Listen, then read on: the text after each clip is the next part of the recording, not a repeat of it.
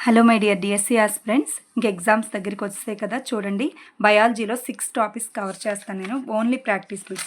మానవుని జీర్ణ వ్యవస్థ, అలాగే రవాణా వ్యవస్థ, శ్వాస వ్యవస్థ ఆల్రెడీ చెప్పుకున్నాం మనం. రవాణా వ్యవస్థ, విసర్జక వ్యవస్థ, ప్రత్యుత్పత్తి వ్యవస్థ, ఇంకా పోషణ, విటమిన్స్, ఇవన్నీ నేను ప్రాక్టీస్ బిట్స్తో కవర్ చేస్తాను. చూడండి, ఫాస్ట్గా వెళ్ళిపోదాము.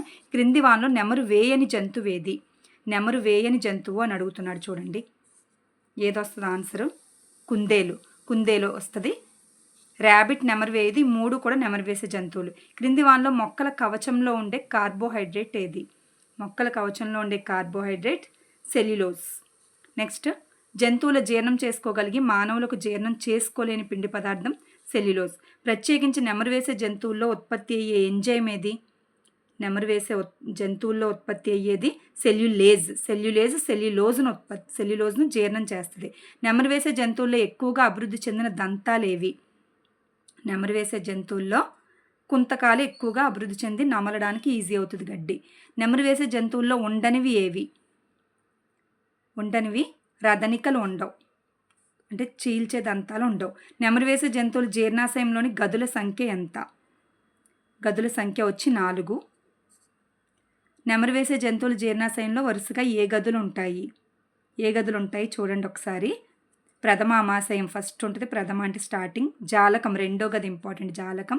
తృతీయ ఆమాశయం, చతుర్థామాశయం ఎలాగా గుర్తుంటాయి? రెండోది జాలకం. నెక్స్ట్, నెమరు వేసే జంతువులు జీర్ణాశయంలో అతిపెద్ద గది ఏది? అతిపెద్ద గది వచ్చి ఫస్ట్ది ప్రథమ ఆమాశయం. జంతువులో పాక్షికంగా జీర్ణమైన ఆహారాన్ని ఏమంటారు? పాక్షికంగా జీర్ణమైన ఆహారాన్ని కడ్ అంటారు. గడ్డలాగా ఉండిపోద్దని గుర్తుపెట్టుకోండి, కడ్. సెల్యులేజ్ను స్రవించే బ్యాక్టీరియాలు ఎక్కడ ఉంటాయి? ఇది చాలా ఇంపార్టెంట్. ప్రథమ ఆమాశయము మొట్టమొదటి గదిలోనే సెల్యులేజ్ను జీర్ణం చేసే బ్యాక్టీరియాలు ఉంటాయి నెమరు వేసే జంతువుల్లో. జాలకం ఈ క్రింది ఏ 2 ఆమాశయాల మధ్య ఉంటుంది? ప్రథమ ఆమాశయం, తృతీయ ఆమాశయం మధ్య ఉంటుంది, ఎందుకంటే రెండో గది కాబట్టి. ఏ ఆమాశయం గోడలు ముడతలు పడి ఉంటాయి? ఎక్కడ అంటే తృతీయ ఆమాశయంలో ముడతలు పడి ఉంటాయి. జంతువుల్లో నీరు, బైకార్బోనేట్లు పీల్చుకోబడే ప్రాంతం ఏది? నీరు, బైకార్బోనేట్లు పీల్చుకోబడే ప్రాంతం వచ్చి తృతీయ ఆమాశయం. ముడతలు పడతాయి, నీరు వాటిని పీల్చుకుంటాయి. నెమరు వేసే జంతువుల్లో అసలైన జీర్ణ కోశం ఏది? అసలైన జీర్ణ కోశం వచ్చి చతుర్థ ఆమాశయం. విశ్వభావీకరణం ఎక్కడ జరుగుతుంది? విశ్వభావీకరణం అనేది చతుర్థ ఆమాశయంలో, అంటే పూర్తిగా జీర్ణం అవడం అనేది జరుగుద్ది. జీర్ణక్రియ ఎక్కడ పూర్తవుతుంది అంటే పేగులో పూర్తి అవుతుంది, ఇంటెస్టైన్లో. నెమరు వేసే జంతువుల్లో ప్రోపియోనిక్, బ్యూటరిక్ ఆమ్లాలుగా కిణ్వనం చెందే పదార్థం ఏది అంటే గ్లూకోజే ప్రోపియోనిక్, బ్యూటరిక్ ఆమ్లంగా జంతువుల విసర్జక పదార్థంగా తయారవుతుంది. క్రింది వానలో నెమరు వేసే జంతువుల జీర్ణక్రియలో సంబంధించి సరికానిది ఏదని అడుగుతున్నాడు. మొత్తం సరైనవే. గ్లూకోజ్ ప్రోపియోనిక్, బ్యూటరిక్ ఆమ్లాలుగా విడిపోతుంది, కిణ్వన ప్రక్రియ జరుగుద్ది. లాలాజలంలో బైకార్బోనేట్ ఆమ్లాన్ని తటస్థీకరణం చేస్తుంది. జంతువు ఆహారంలోని ప్రోటీన్లను ఉపయోగించుకోదట. మలకబళనం జరుపుకునే జీవి ఏది అంటే ఇక్కడ కుందేలు. ర్యాబిట్ అంటే తను విసర్జించిన మలాన్ని తనే, పూర్తిగా జీర్ణం కాని మలాన్ని తనే తింటుందట, దాన్నే మలకబళనం అంటాం, కుందేలు. నెక్స్ట్, మానవుని జీర్ణక్రియ. అది జంతువుల్లో జీర్ణక్రియ. ఇప్పుడు మానవుల్లో జీర్ణక్రియ. నెమరు వేసే జంతువులు చూసాం ఇప్పటి వరకు. మానవుని జీర్ణ వ్యవస్థలో తొలి భాగం ఏది? ఫస్ట్ వన్ వచ్చి గ్రసని, నోరు. ఫస్ట్ నోరు. తర్వాత నోటి ద్వారా ఆహారాన్ని తీసుకోవడం అనేది అంతర్గ్రహణం అంటాము. ఓకే. జీర్ణక్రియ ఎక్కడ ప్రారంభమవుద్ది? నోటిలో. ఆస్యకుహరం. ఇక్కడ థర్డ్ వన్ వచ్చి ఆస్యకుహరంలో స్టార్ట్ అవుద్దట. జీర్ణక్రియ అనేది ఎక్కడ స్టార్ట్ అవుతుందంటే ఆస్యకుహరంలో స్టార్ట్ అవుతుంది. కొరికే పళ్ళను ఏమంటారు? కొరికే పళ్ళను కుంతకాలు అంటాం. మానవుల్లో కొరికే పళ్ళ సంఖ్య ఎంత? చాలా ఇంపార్టెంట్. 4 దంతాలు. వీటిని రదనికలు అంటారు. కోర దంతాలనే రదనికలు అంటారు. నెక్స్ట్, మానవుని దంత సూత్రం ఏది? 2123/2123. ఇది నోటికి వచ్చేసి ఉండాలి, బట్టి అయినా పట్టండి. మానవుని దంత సూత్రంలో 1/1 దేనిని తెలియజేస్తుంది? 1/1 అనేది దేనిని తెలియజేస్తుంది అంటే కోర పళ్ళని తెలియజేస్తుంది. చివరిన చూడండి, మనకి సూదిగా ఉంటాయి కదా, ఆ పళ్ళు, మధ్యలోవి కాదు. మానవుని దంత సూత్రంలో 3/3 దేనిని తెలియజేస్తుంది? 3/3 అనేది విసిరే దంతాన్ని తెలియజేస్తుంది లోపల దంతాలు. నెక్స్ట్ లాలాజల గ్రంథుల సంఖ్య ఎంత? గ్రంథుల సంఖ్య అంటే 3 జతలు. 3 జతలు అంటే 6 అవుతాయి కదా, 2. ఆన్సర్ 6 అనమాట. 6, 3 జతలు లేదా 6. చెవి దగ్గరగా ఉండే లాలాజల గ్రంథులు ఏవి? చెవి దగ్గరగా ఉండేవి మనకి పెరోటిడ్ గ్రంథులు. నెక్స్ట్ వన్, అధోజిహ్విక అధోజంబిక గ్రంథులు తెరుచుకునే చోటు ఏది? అధోజంబిక అధోజిహ్విక గ్రంథులు తెరుచుకునే చోటు వచ్చి మనకి నాలుక కింద. జిహ్విక జంబిక. జిహ్విక అంటేనే నాలుక అసలు. లాలాజలం అనేది ఏ స్వభావాన్ని కలిగి ఉంటుంది? లాలాజలం అనేది కొంచెం క్షార స్వభావాన్ని కలిగి ఉంటుంది. ఇంపార్టెంట్. లాలాజలంలో ఉండే ఎంజైమ్ ఏది? ఎంజైమ్ వచ్చి ఎమైలేజ్. చాలా ఇంపార్టెంట్ అండి ఎంజైమ్స్. లాలాజలంలో ఉండే ఎంజైమ్ ఎమైలేజ్. నెక్స్ట్, ఎమైలేజ్ డిక్స్ట్రిన్లు మాల్టోస్ చక్కెరలుగా దేనిని మారుస్తుంది? పిండి పదార్థాలని డెక్స్ట్రిన్లు మాల్టోస్ చక్కెరలుగా మారుస్తుంది పిండి పదార్థాలని. నెక్స్ట్, మింగడం అంటే ఏమిటి? మింగడం అంటే గ్రసన్ నుండి ఆహార వాహికకు చేరడం. వాయునాళంలో ఆహారం పోకుండా కాపాడేది ఉపజిహ్విక. ఉపజిహ్వికనే కంఠబిలం అని కూడా అంటాము. ఇక్కడ 17ది వచ్చి ఉపజిహ్వికనే కొండనాలుక అని కూడా అంటాం. ఆన్సర్ వచ్చి ఉపజిహ్విక లేదా కొండనాలుక, కంఠబిలం కాదు. వాయునాళంలోనికి ఆహారం పోకుండా మూతలా కాపాడేది ఉపజిహ్విక లేదా కొండనాలుక. ఈ క్రింది ఏ భాగంలో ఆహారం మార్పులు చెందదు? ఆహారం అనేది ఎక్కడ మార్పులు చెందదు? గ్రసని ఆహార వాహికలో ఎటువంటి మార్పులు చెందదు ఆహారం అనేది. ఆహార వాహిక జీర్ణాశయంలో తెరుచుకునే భాగం ఏది? జీర్ణాశయంలో తెరుచుకునే భాగం హార్దిన్ జీర్ణాశయం అని అంటాం. ఆహార వాహిక జీర్ణాశయంలోకి స్టార్ట్ అయ్యే పార్ట్ని హార్దిక్ జీర్ణాశయం అంటాము. జఠర నిర్గమ జీర్ణాశయంలోకి తెరుచుకునేది ఏది? ఇక్కడ ఆంత్రమూలం. జఠర నిర్గమ జీర్ణాశయం ఆంత్రమూలంలోకి తెరుచుకుంటుంది. ఆహార వాహిక నుంచి జీర్ణాశయంలోకి వచ్చే పార్ట్ హార్దిక జీర్ణాశయం. తర్వాత జీర్ణాశయం అయిపోయిన తర్వాత అది జఠర నిర్గమ జీర్ణాశయం నుంచి ఆంత్రమూలంలోనికి చేరుతుంది. ఓకే. నెక్స్ట్ వన్ వచ్చి జఠర గ్రంథులు స్రవించే శ్లేష్మం ఏది? జఠర గ్రంథులు స్రవించే శ్లేష్మం మ్యూసిన్, జిగురుగా ఉంటుంది. జఠర గ్రంథులు స్రవించే హెచ్సిఎల్ వల్ల జీర్ణాశయ కుడ్యం నాశనం కాకుండా కాపాడేవి మ్యూసినే. ప్రోటీన్లను విశ్లేషించేది ఏది? ప్రోటీన్లను విశ్లేషించేది పెప్సిన్. చైతన్యరహితమైన రూపంలో ఉండే పెప్సిన్ పెప్టేన్ అట. ఓకే. చైతన్యరహితమైన రూపంలో ఉండే పెప్సిన్ ఏమంటాం? పెప్టేన్. పెప్సినోజెన్ను పెప్టిన్గా మార్చేది ఏది? పెప్సినోజెన్ని పెప్టిన్గా మార్చేది మనకి హెచ్సిఎల్. చాలా ఇంపార్టెంట్ ఇక్కడ. హెచ్సిఎల్ పెప్సినోజెన్ని పెప్టిన్గా మారుస్తుంది. కొవ్వులను గ్లిజరాల్ కొవ్వు ఆమ్లాలుగా మార్చేది ఏది? లైపేజ్. ఎప్పుడు కూడా లై అంటే కొవ్వుల మీద చర్య జరుపుద్ది. లైపేజ్ కొవ్వుల్ని గ్లిజరాల్ కొవ్వు ఆమ్లాలుగా మారుస్తుంది. నెక్స్ట్, ఈ క్రింది వాళ్ళలో పెద్దవారిలో మాత్రమే ఉండని ఎంజైమ్ ఏది? రెనిన్. పాలను పెరుగుగా మారుస్తుంది. చిన్నపిల్లల్లో ఉంటుంది ఇది, పెద్దవాళ్ళలో ఉండదు. ఓకే. 29th వన్ చాలా ఇంపార్టెంట్ ఇది. నెక్స్ట్ వన్, ఈ క్రింది ఏ ఎంజైమ్ పాలను పెరుగుగా మారుస్తుందంటే ఇప్పుడే చెప్పుకున్నాం, రెనిన్. ఈ భాగంలో చేరిన పాక్షికమైన ఆహారాన్ని కైమ్ అంటారు. పాక్షికమైన ఆహారాన్ని ఆంత్రమూలంలోకి చేరిన పాక్షికంగా జీర్ణమైన ఆహారాన్ని కైమ్ అంటాం. అది జంతువుల్లో అయితే కడ్ అంటాం. ఆంత్రమూలం ఈ భాగాలను కలుపుతుంది. ఆంత్రమూలం అనేది జీర్ణాశయము, ఆంత్రమూలం అనేది శేషాంత్రికము జీర్ణాశయాన్ని కలుపుతుంది. జీర్ణాశయం శేషాంత్రికం అంటే పెద్ద పేగుని కలుపుతుంది. కాలేయం ఉండే స్థలం ఏది?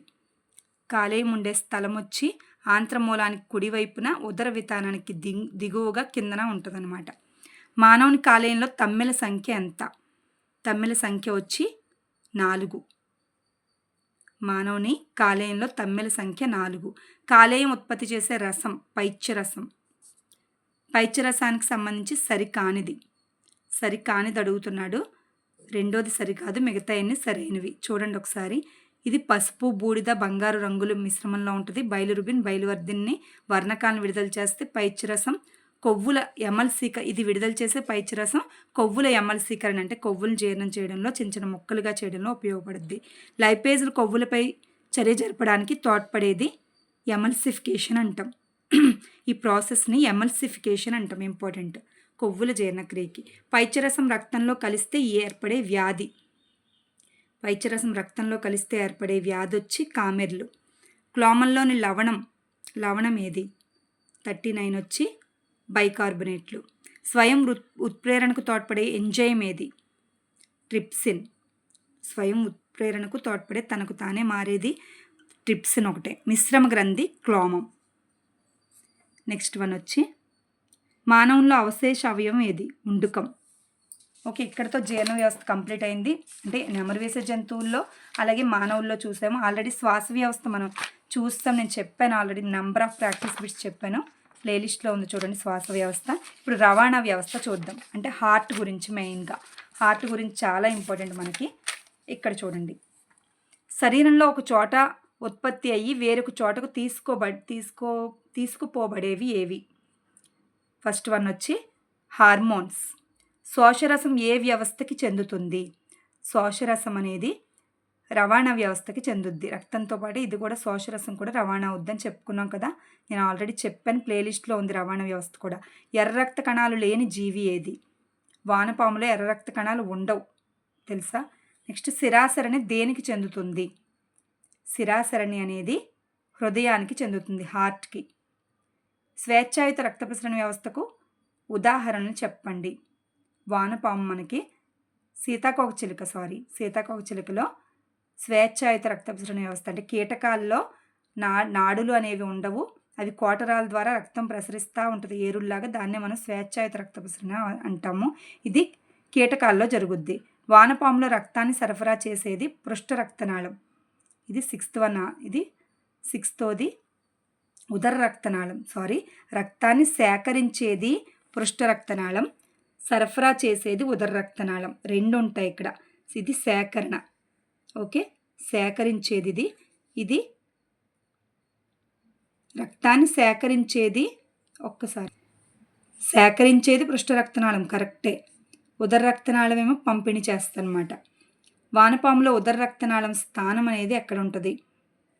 ఉదర రక్తనాళం అనేది ఆహార నాళం దిగువగా ఉంటుంది. బొద్దింకలో రక్తాన్ని హృదయంలోకి పంపడానికి సహాయపడేవి ఏవి? బొద్దింకలో రక్తాన్ని హృదయంలోనికి పంపడానికి సహాయపడేవి పక్షాకార కండరాలు. చాలా ఇంపార్టెంట్. ఇవన్నీ 10th చదువుకున్నాం, గుర్తొస్తున్నాయా? మనకి ఇప్పటికీ 10th మారింది ఇయర్, కానీ మారిన 10th మనకి ఇంకా అవసరం లేదు. మన డిఎస్సి దాకా ఇది సరిపోద్ది. బొద్దింకలో రక్తాన్ని హృదయంలోకి పంపడానికి సహాయపడేవి పక్షాకార కండరాలు. మా ఎన్ఎస్ మేడం చెప్పినవే గుర్తొస్తున్నాయి నాకు. 3 గదుల హృదయం గల జీవి కప్ప. ఉభయ జీవుల్లో మహాశిరలు కలిసి ఏర్పాటు చేసేది ఏంటి? ఇదే శిరాసరణి. అందుకే శిరాసరణి దేనికి సంబంధించింది అంటే గుండెకి అన్నం. అసంపూర్ణంగా విభజన చెందిన జఠరిక గల జీవులు ఏవి? తొండ. అంటే సరీసృపాలు వచ్చి అసంపూర్ణంగా విభజన చెందిన జఠరికను కలిగి ఉంటాయి. ఇది సరీసృపం, తొండ. నెక్స్ట్ శిరాసరణి లేని జంతువేది? లేని జంతువు ఇక్కడ మానవుడు. మానవుల్లో శిరాసరణి ఉండదు. కప్ప, సాలమాండర్, చేప వీటిల్లో శిరాసరణి ఉంటుంది. స్వేచ్ఛాయుత రక్త ప్రసరణ వ్యవస్థలో ఉండేవి ఏవి? స్వేచ్ఛాయుతంలో కోటరాలు ఉంటాయి. గుండె ఉంటుంది, కోటరాలు ఉంటాయి, అంతే.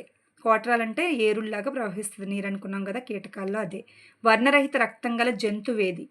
వానపాము అవుతుంది. అంటే వర్ణరహిత రక్తం అనేది వానపాములో కూడా ఎర్ర రక్త కణాలు ఉండవు, కానీ కొంచెం కలర్ అనేది ఉంటుంది. కానీ నత్తలో వర్ణరహిత రక్తం, నత్తలో నీలం రంగు కదా. ఇక్కడ ఆన్సర్ తప్పిచ్చాడు. వర్ణరహిత రక్తం గల జంతువు వచ్చి బొద్దింక అవుతుంది. తెల్లగా ఉంటుంది రక్తం దాంట్లో. బొద్దింకని చంపినప్పుడు చూడండి తెల్లగా ఉంటుంది రక్తం. రక్త కోటరాలు గల జంతువేది? రక్త కోటరాలు గల జంతువు కీటకాలు.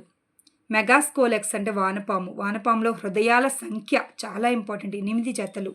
8 జతలండి ఇది. అంటే వానపాములో హృదయాల సంఖ్య 8 జతలు అంటే 16. సంఖ్య ఇస్తే 16 అవుతుంది, జతలు ఇస్తే 8 జతలు. 13 గదుల హృదయం గల జంతువు. ఒకటే హృదయం కానీ 13 గదులు ఉంటాయి. ఎక్కడ అంటే బొద్దింకలో. రక్త ప్రసరణ వ్యవస్థ గల జీవి ఏది? ద్వివలయ రక్త ప్రసరణ వ్యవస్థ ఎవరిలో ఉంటుంది? కోతి. మానవుడు, కోతి. పూర్తిగా విభజన చెందిన జఠరిక గల జీవి ఏది? ఇక్కడ పూర్తిగా విభజన చెందింది పావురం. ఓకే, విభజన చెందిన జఠరిక ఇక్కడ పావురంలో ఉంటుందట. పూర్తిగా విభజన చెందిన అంటే పక్షులని అర్థం. అక్కడ రక్తాన్ని పంపు చేసే అవయవం గుండె. నీలం రంగు రక్తం గల జీవి నత్త. ఇందాక చెప్పాను కదా, బొద్దింకలోనే వర్ణరహిత రక్తం. రక్తం అనేది కలర్ ఉండదు బొద్దింకలో. వానపాములో లోపించిన కణాలు ఏవి లోపిస్తాయి? ఎర్ర రక్త కణాలు ఉండవు. చేపల్లో గుండె గదుల సంఖ్య 2. ఈ క్రింది వానిలో దేనిలో జలశ్వాస హృదయం ఉంటుంది? జలశ్వాస హృదయం ఎందులో ఉంటుంది? చేపల్లో ఉంటుంది. నీటిలోనే తిరుగుద్ది కదా చేప, అలా గుర్తుపెట్టుకోండి. జలశ్వాస హృదయం. పుపుస హృదయం గల జీవులేవి? పుపుస హృదయం అంటే ఊపిరితిత్తులు ఉన్న హృదయం, ఊపిరితిత్తులతో కూడింది. పక్షులు. జఠరికలో మిశ్రమ రక్తం ఈ జీవుల్లో ఉంటుంది. మిశ్రమ రక్తం అనేది ఎక్కడ ఉంటుంది? ఉభయజీవులు. కప్పల్లో వాటిలో ఆమ్లజన సహిత రహిత 2 కలిసిపోయి మిశ్రమ రక్తం ఉంటుంది జఠరికలో. పైన కర్ణికలు ఉంటాయి, కింద జఠరిక ఒకటే ఉంటుంది. 3 గదుల హృదయం కాబట్టి అక్కడ కలిసిపోద్ది 2 వచ్చి. పక్షులు క్షీరదాల్లో మహాశిరలు ప్రత్యక్షంగా దీనిలోకి తెరుచుకుంటాయి. పక్షులు క్షీరదాల్లో మహాశిరలు అనేవి ఎక్కడ తెరుచుకుంటాయి? కుడి కర్ణికలో తెరుచుకుంటాయి మహాశిరలు. మనలో కుడి కర్ణికలో మహాశిరలు తెరుచుకుని శిరల్లో చెడు రక్తం కుడి కర్ణికలో. కుడి చెడు అని చెప్పాను. కుడివైపు చెడు రక్తము, కుడి చెడు అని చెప్పాను కదా నేను. కోడు ఎడమ మంచి. ఎడమలో మా ఉంటుంది, మంచిలో మా ఉంటుంది. చేపల్లో ఆమ్లజని రహిత రక్తం ఆమ్లజనీకరణం చెందే చోటు. ఆమ్లజని రహిత రక్తం ఆక్సిజన్తో కూడే చోటు ఏది చేపల్లో అంటున్నాడు. మొప్పలు వస్తాయి ఇక్కడ. మొప్పలు ఇవి కూడా. మొప్పల్లో శ్వాసక్రియ జరుగుద్ది. ఆక్సిజన్తో మొప్పల ద్వారానే శ్వాసక్రియ జరుపుకుంటాయి చేపలు. సో మొప్పల్లోనే ఆమ్లజని రహిత రక్తం ఆక్సిజన్తో కలుస్తుంది. యాక్కణ జీవుల్లో పదార్థాల రవాణా జరిగే విధానం ఏది? యాక్కణ జీవుల్లో పదార్థాల రవాణా అనేది విసరణ వల్ల జరుగుద్ది, జీవ పదార్థ కదలిక వల్ల కూడా జరుగుద్ది. పై 2 అనమాట ఆన్సర్. ఓకే, ఇది జస్ట్ రవాణా వ్యవస్థ. మనకి విసర్జక వ్యవస్థ చూద్దాం. విసర్జక వ్యవస్థ ఇంకా నెంబర్ ఆఫ్ ప్రాక్టీస్ బిట్స్ ఉన్నాయి కానీ టైం సరిపోదు. ఇంకా ఈ క్రింది వాళ్ళలో ప్రత్యేక విసర్జక అవయవాలున్న జీవులేవి? ప్రత్యేక విసర్జక అవయవాలున్న జీవులు వచ్చి కప్ప. ఇక్కడ చూడండి, మోస్ట్ ఇంపార్టెంట్ అండి ఈ బిట్స్. అసలు మీరు టాపిక్స్ చదవకపోయినా ఇవి ఇంపార్టెంట్ అవి చూస్తే ఇవి లక్కీగా బిట్స్ ఎగ్జామ్లో వచ్చే అవకాశం ఉన్న బిట్స్ అనమాట. విసర్జక వ్యవస్థ ప్రాథమిక కర్తవ్యం. విసర్జక వ్యవస్థ యొక్క ప్రాథమిక కర్తవ్యం శరీర ద్రవాల అవయవాల సంతులన స్థితిని కాపాడడం, సమతా స్థితిని కాపాడడం. చాలా ఇంపార్టెంట్ విసర్జక వ్యవస్థ. వ్యాపనం ద్వారా విసర్జనం వీటిలో జరుగుతుంది. వ్యాపనం ద్వారా ప్రోటోజోవాల్లో జరుగుద్ది, అమీబాలో గట. జ్వాలా కణాలు వీటిలో ఉంటాయి. ప్లనేరియా బద్దె పురుగుల్లో జ్వాలా కణాలు విసర్జనకు ఉపయోగపడతాయి. జ్వాలా కణాల పని ఏమిటి? వ్యర్థ పదార్థాలను విసర్జించడము. సంకోచ రిక్తికలు చేసే పని ద్రవాభిసరణ క్రమత. నెఫ్రీడియాలు వీటిలో ఉంటాయి. అనెల్లిడా జీవుల్లో నెఫ్రీడియాలు ఉంటాయి. అనెల్లిడాలో నే ఉంది, నెఫ్రీడియాలో నే ఉంది. గుర్తుపెట్టుకోండి, నెఫ్రీడియాలు అనెల్లిడాలో ఉంటాయి. ఈ జంతువుల్లో నెఫ్రీడియాలు మూత్రపిండాన్ని ఏర్పరుస్తాయి. నెఫ్రీడియాలు అనెల్లిడాలో ఉంటాయి. నెక్స్ట్ వర్గంలోకి వెళ్ళే కొలది అభివృద్ధి జరుగుద్ది కదా. సో ఇంటర్లో మనకి బాగా వస్తాయి. ఇది వర్గీకరణలో అనెల్లిడాల జీవుల్లో ఉండే నెఫ్రీడియాలు అన్నీ కలిసిపోయి మూత్రపిండం ఏర్పడుతుంది మొలస్కా జీవుల్లో, నత్తలు వాటిల్లో. నెక్స్ట్ మాల్ఫీజియన్ నాళికలు గల జీవి బొద్దింక. మొలస్కా జీవుల్లో మూత్రపిండం దేనిలోకి తెరుచుకుంటుంది? దేనిలోకి తెరుచుకుంటుంది? రక్త ప్రసరణ వ్యవస్థలోనికి తెరుచుకుంటుంది. మాల్ఫీజియన్ నాళికలు దేనిలోకి తెరుచుకుంటాయి? మాల్ఫీజియన్ నాళికలు జీర్ణ మండలంలోకి తెరుచుకుంటాయి, జీర్ణ వ్యవస్థలోకి తెరుచుకుంటాయి. ఓకే, మొలస్కా జీవుల్లో మూత్రపిండం రక్త ప్రసరణ వ్యవస్థలోకి తెరుచుకుంటుంది. ఈ 2 ఇంపార్టెంట్ పాయింట్స్. మొలస్కా జీవుల్లో అయితే రక్త ప్రసరణ వ్యవస్థలోకి తెరుచుకుంటుంది. మాల్ఫీజియన్ జీవులు, మాల్ఫీజియన్ నాళికలు అంటే బొద్దింకలు అవి దేనిలోకి తెరుచుకుంటాయంటే జీర్ణ మండలంలోనికి తెరుచుకుంటాయి. మాల్ఫీజియన్లో జీ ఉంది, జీర్ణ మండలంలో జీ ఉంది. ఒకటి గుర్తుంటే రెండోది ఆటోమేటిక్గా గుర్తుంటుంది. జీవితకాలంలో నీరు తాగనిదేది? ఏది? సిల్వర్ ఫిష్, చెదపురుగులు అంటాం కదా, ఇవి జీవితకాలంలో నీరు తాగదంట. ఇక చుక్కలు చుక్కలుగా ఉంటుంది అది. ఓకే, నెక్స్ట్ మానవుని నత్రజని అంత్య పదార్థం ఏది? నత్రజని సహిత అంత్య పదార్థం వచ్చి యూరియా. మానవుల్లో టాయిలెట్ అనమాట, టాయిలెట్లో యూరిన్ ఉంటుంది. మూత్రపిండంలోంచి అంచు మధ్యలో ఉండే నొక్కునేమంటాము? నాభి అంటాము. రొక్కసిర చేసే పని ఏంటి ఇక్కడ? మూత్రనాళం నుండి హృదయానికి రక్తాన్ని తీసుకువెళుతుంది. మూత్రనాళం నుండి గుండెకి రక్తాన్ని తీసుకువెళ్తుంది ఒక రొక్కసిర. చెడు రక్తాన్ని తీసుకుని వెళ్తుంది. మూత్రపిండం వైపు ఉండే రక్తనాళపు పూర్వాంతం ఏది? ద్రోణి. మూత్రపిండం వైపు ఉండే మూత్రనాళపు పూర్వాంతాన్ని ఏమంటామంటే ద్రోణి. ఈ క్రింది వానిలో విసర్జ క్రియలో ఎలాంటి సంబంధము లేని భాగం ఏది? ఎలాంటి సంబంధము లేని భాగం అధివృక్క గ్రంథి పైన ఉండే గ్లాండ్స్. వల్కలం యొక్క రంగు ఎలా ఉంటుంది? వల్కలం యొక్క రంగు గాఢమైన ఎరుపు రంగులో ఉంటుంది. సూచీ స్తంభాల సంఖ్య ఎంత? లోపల చిన్న పేగులో ఉండే సూచీ స్తంభాల సంఖ్య మనకి 9 నుంచి 12. రక్షక పత్రాల్లాగా ఉండే సూచీ స్తంభాల చివరి భాగాలు ఏవి? చివరి భాగాలు వచ్చి కేలిసిస్ అంటాం. కేలిసిస్ నుండి మూత్రం ఎక్కడికి వెళుతుంది? కేలిసిస్ నుండి మూత్రం రొక్క ద్రోణిలోనికి వెళ్తుంది. నెక్స్ట్ వన్, మూత్రపిండాల నిర్మాణాత్మక క్రియాత్మక ప్రమాణాలు ఏవి? చాలా చాలా ఇంపార్టెంట్ ఇది. ప్రమాణాలు వచ్చి మూత్రనాళికలు, నెఫ్రాన్స్ అంటాం. మూత్రపిండాల నిర్మాణాత్మక క్రియాత్మక ప్రమాణాలు మూత్రనాళికలు. ఊపిరితిత్తుల నిర్మాణాత్మక క్రియాత్మక ప్రమాణాలు వాయుగోణులవి. మానవుల్లో మూత్రనాళికల సంఖ్య దాదాపు ఎంత ఉంటుంది? మూత్రనాళికల సంఖ్య దాదాపు 2 లక్షలు మానవుల్లో మూత్రపిండాల్లో. మూత్రనాళికలో కప్పులా ఉండే భాగం ఏది? బౌమన్ గుళిక. బౌల్ అని గుర్తుపెట్టుకోండి. కప్పు అంటే బౌల్ కదా, కప్పులా ఉండేది బౌమన్ గుళిక. రక్తకేశ నాళిక గుచ్చాన్ని ఏర్పరిచేది బౌమన్ గుళికలోని అపవాహి ధమని. మూత్రము ఏర్పడే చోటు ఏది? మూత్రం ఏర్పడే చోటు బౌమన్ గుళికలో ఏర్పడుతుంది. మూత్రపిండం నిమిషానికి వడపోసే మూత్ర పరిమాణం చాలా ఇంపార్టెంట్ ఇది.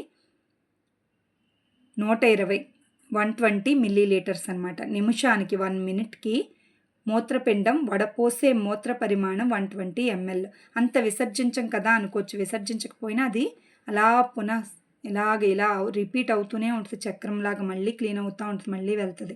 ప్రతిరోజు ఏర్పడే మూత్ర పరిమాణం వచ్చి 175 లీటర్స్. చెప్పానా? 175 లీటర్స్ ఏర్పడుతుందట. కానీ మనం 1 or 2 లీటర్సే విసర్జిస్తాం. డయాలసిస్ యంత్రంలోకి దేని ద్వారా రక్తాన్ని పంపిస్తారు? దేని ద్వారా అంటే ధమని ద్వారా రక్తాన్ని పంపిస్తారు. డయాలసిస్ యంత్రంలోకి ధమని ద్వారా పంపిస్తారు. ఓకే, ఇక్కడితో మనకి ఇది విసర్జక వ్యవస్థ కంప్లీట్ అయింది. నెక్స్ట్ వన్ వచ్చి నాడీ వ్యవస్థ ఆల్రెడీ చూస్తాం. ప్రత్యుత్పత్తి వ్యవస్థ చూద్దాం. ప్రత్యుత్పత్తి వ్యవస్థలో బిట్స్ మోస్ట్ ఇంపార్టెంట్ ఇవి. ఇక్కడ చూడండి, అలైంగిక ప్రత్యుత్పత్తి జరిపే జంతువు ఏది? అలైంగిక ప్రత్యుత్పత్తి జరిపే జంతువు ప్రోటోజోవాలో అలైంగిక ప్రత్యుత్పత్తి అనేది జరుగుద్ది. పురుష బీజ కణాలను ఏమంటారు? శుక్రకణాలు. ఓకే, నెక్స్ట్ బాహ్య ఫలదీకరణం జరిపే జంతువులేవి? బాహ్య ఫలదీకరణం, బయట ఫలదీకరణం జరిపేవి కప్ప, చేప. అంటే కప్ప ఎగ్స్ని నీటిలోకి విడుదల చేస్తుంది, ఇంకో కప్ప శుక్రకణాలను విడుదల చేస్తుంది, మగ కప్ప. శుక్రకణాలు ఎగ్స్ కలిసి నీటిలోనే ఫలదీకరణం అనేది కలుస్తాయి. అవి అంతర్ఫలదీకరణం జరిపే జంతువులు. అంతర్ఫలదీకరణం బాడీ లోపల జరిపేవి క్షీరదాలు మానవులు, కప్పలు.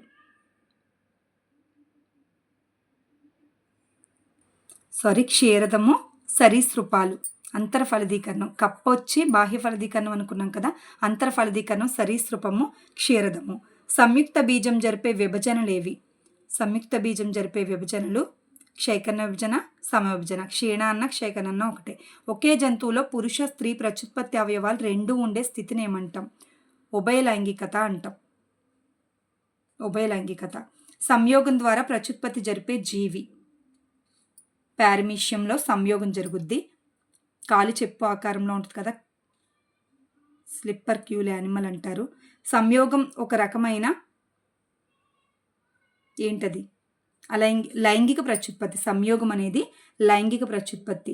ద్విధా విచ్ఛిత్తి వల్ల కోల్పోయిన శక్తిని తిరిగి సంపాదించడానికి పారమీషియంలో జరిపే చర్య. అంటే ద్విధా విచ్ఛిత్తిలో సంయోగము జరుగుతుంది, అలాగే ద్విధా విచ్ఛిత్తి జరుగుద్ది పారమీషియంలో. ద్విధా విచ్ఛిత్తేమో అలైంగిక ప్రత్యుత్పత్తి, సంయోగమేమో లైంగిక ప్రత్యుత్పత్తి. రెండూ జరిపే జీవి పారమీష్యం.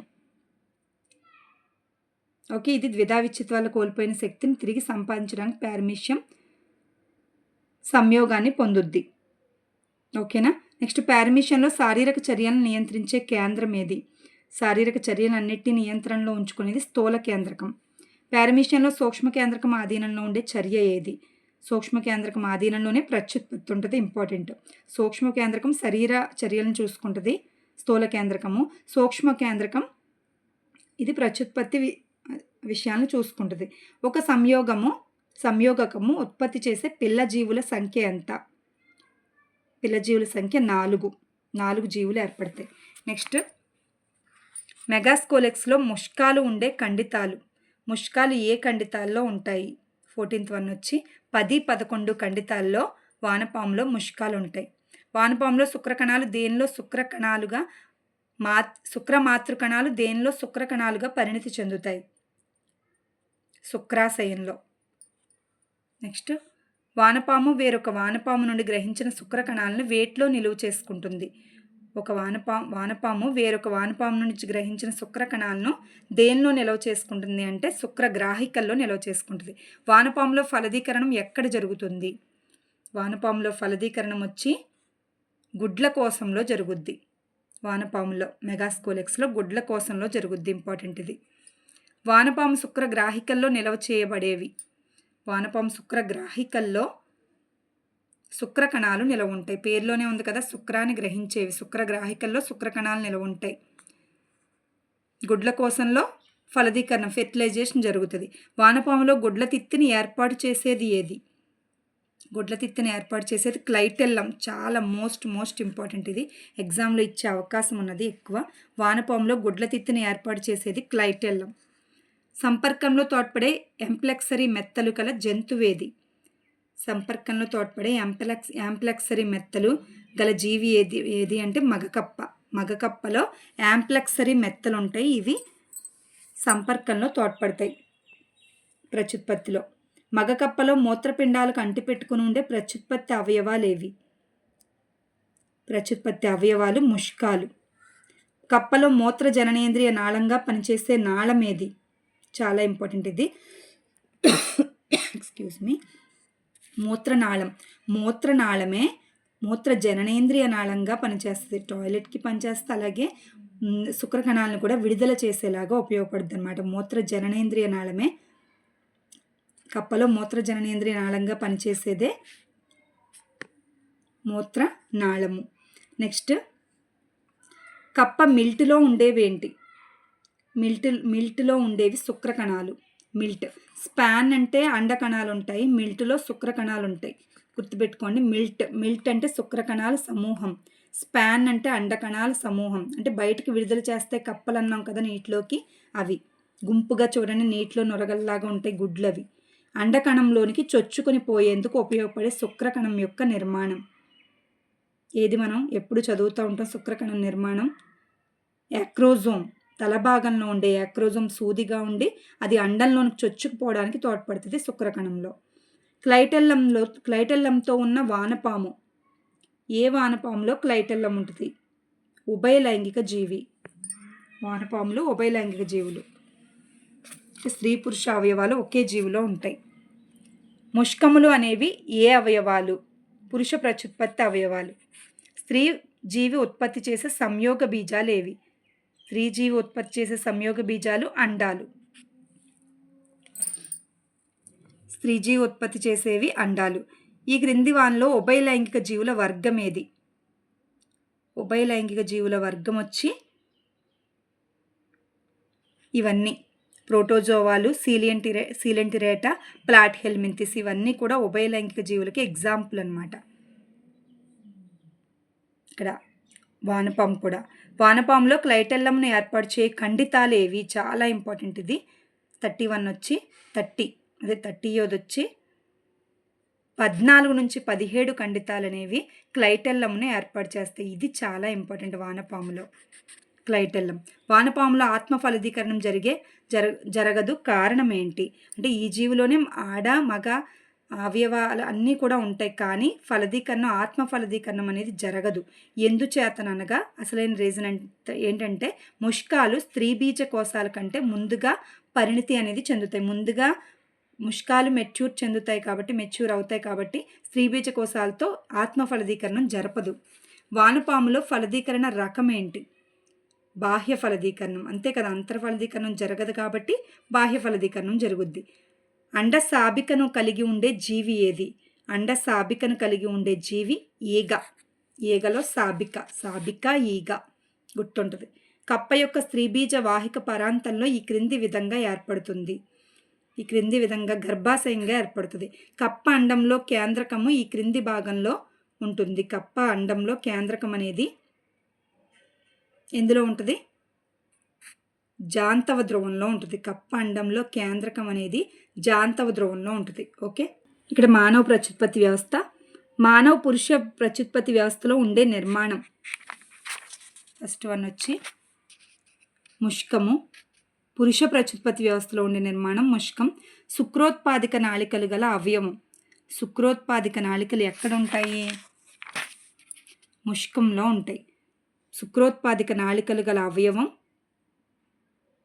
ముష్కము. నెక్స్ట్, శుక్రోత్పాదిక నాళికల నుండి శుక్రకణాలు దేనిలోనికి ప్రవేశిస్తాయి? శుక్రకణాలు అనేవి ఎపిడిడిమస్, చాలా ఇంపార్టెంట్. శుక్రోత్పాదిక నాళికల నుండి శుక్రకణాలు ఎపిడిడిమస్లోనికి ప్రవేశిస్తాయి. శుక్రకణానికి ఉండే ఏక్రోజోమ్ ఏ చర్యలో తోడ్పడుతుంది? ఏ చర్యలో తోడ్పడుతుందంటే ఫలదీకరణంలో తోడ్పడుతుంది. నెక్స్ట్, లూటినైజింగ్ హార్మోన్ ఉత్పత్తి చేసే నిర్మాణం. లూటినైజింగ్ హార్మోన్ ఉత్పత్తి చేసే నిర్మాణం వచ్చి పీయూష గ్రంథి, పూర్వలంబిక. పీయూష గ్రంథి నుంచి ఉత్పత్తి అవుతాయి. ఏ నిర్మాణంలో గ్రాఫియన్ పుటికలు ఉంటాయి? గ్రాఫియన్ పుటికలు వచ్చి స్త్రీబీజ కోశంలో ఉంటాయి. పుటిక నుండి విడుదలైన అండం దేనిలోనికి ప్రవేశిస్తుంది? పుటిక నుండి విడుదలైన అండం ఫాలోపియన్ నాళంలోనికి ప్రవేశిస్తుంది. స్త్రీలలో ఒక్కొక్కసారి విడుదలయ్యే అండముల సంఖ్య 1. తల్లి యొక్క గర్భాశయ కుడ్యానికి భ్రూణాన్ని కలిపే నిర్మాణం నాభిరజ్జువు. తల్లి యొక్క గర్భాశయ కుడ్యానికి భ్రూణాన్ని కలిపే, భ్రూణం అంటే లోపల పిండం, భ్రూణాన్ని కలిపే నిర్మాణం నాభిరజ్జు, బొడ్డుతాడు అంటాం కదా అది. క్రింది వానిలో పురుష ప్రత్యుత్పత్తి వ్యవస్థకు అనుబంధ గ్రంథి ఏది? పురుష ప్రత్యుత్పత్తి వ్యవస్థకు అనుబంధ గ్రంథి ఇవన్నీ పౌరుష గ్రంథులు, 2 శుక్రాశయాలు, కౌపర్ గ్రంథులు, ఇవన్నీ కూడా పురుష ప్రత్యుత్పత్తి వ్యవస్థలో ఉంటాయి. నెక్స్ట్, ఈ క్రింది వానిలో శుక్రకణాల ఉత్పత్తిని ప్రోత్సహించే హార్మోన్ ఏది? శుక్రకణాల ఉత్పత్తిని ప్రోత్సహించే హార్మోన్ వచ్చి లూటినైజింగ్ హార్మోన్. కార్పస్ లూటియం నుండి స్రవించబడే హార్మోన్లేవి? కార్పస్ లూటియం నుండి స్రవించబడేవి ప్రొజెస్ట్రాన్, ఈస్ట్రోజన్. అండం విడుదలయ్యే దశ ఏది? అండం విడుదలయ్యే దశ ప్రొలిపెరేటివ్ దశ స్త్రీలలో. ఫలదీకరణం జరిగే చోటు ఏది? ఫాలోపియన్ నాళంలో జరుగుతుంది. ఫలదీకరణం అనేది ఎప్పుడు కూడా ఫాలోపియన్ ట్యూబ్లో జరుగుతుంది. పిండము చెందు విభజనలేవి? పిండం చెందే విభజనలు సమవిభజనలు. పెరుగుతున్న పిండం చుట్టూ ఉండే పొరల సంఖ్య ఏది? పెరుగుతున్న పిండం చుట్టూ ఉండే పొరల సంఖ్య 2. పిండానికి పోషక పదార్థాలను అందజేయి పొర ఏది? పరాయువు. పిండానికి చుట్టూ ఉండే పొర పరాయువు పిండానికి పోషక పదార్థాలను అందజేస్తుంది. పరాయువు తర్వాత జరాయువుగా మారుతుంది. గర్భాశయ కుడ్యానికి పిండం దేనితో కలుపబడి ఉంటుంది? నెక్స్ట్, నాభిరజ్జువు. పిండం యొక్క లైంగికత్వము నిర్ధారించబడే సమయం ఏది? చాలా ఇంపార్టెంట్, 6వ వారం. పిండం ఏర్పడిన 6వ వారంలోనే పిండం యొక్క లైంగికత అంటే ఆడ మగ అనేది తెలుస్తుంది అనమాట. లింగత్వాన్ని నిర్ణయించవచ్చు టెస్ట్ చేసినప్పుడు, కానీ డాక్టర్స్ చెప్పరంతే. ఇక్కడితో మనకి ఇది కూడా కంప్లీట్ అయింది. ఇంకా మనం చూడాల్సింది పోషణ, విటమిన్స్ ఉన్నాయి. నెక్స్ట్ వీడియోలో చేస్తాను, ఎందుకంటే వీడియో చాలా లెంతీ అయింది, కానీ బిట్స్ మాత్రం మోస్ట్ ఇంపార్టెంట్. ఎక్కడ మిస్ అవ్వకూడదన్న ఉద్దేశంతో ఇన్ని టాపిక్స్ చెప్పాను. అసలు స్కిప్ చేయకుండా బిట్స్ చూడండి. చదివినా చదవకపోయినా కూడా మీరు ముందు ఏ టాపిక్ చదివినా చదవకపోయినా ఇంపార్టెంట్ బిట్స్ అన్నీ కూడా కవర్ అవుతాయి. ఓకేనా? Thank you.